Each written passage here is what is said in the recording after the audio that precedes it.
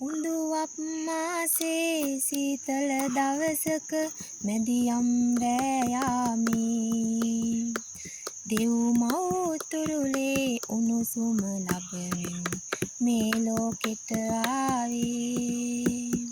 සීත සුළං රැලි තසත හමත්දී සැතපීලයි උන්නේ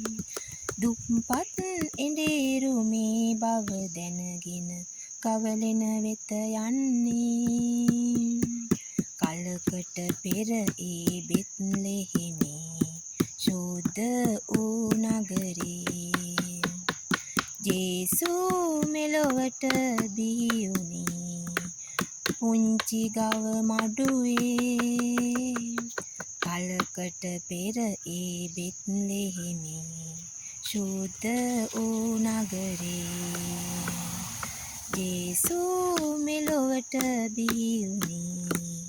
පුංචි ගව මඩුවේ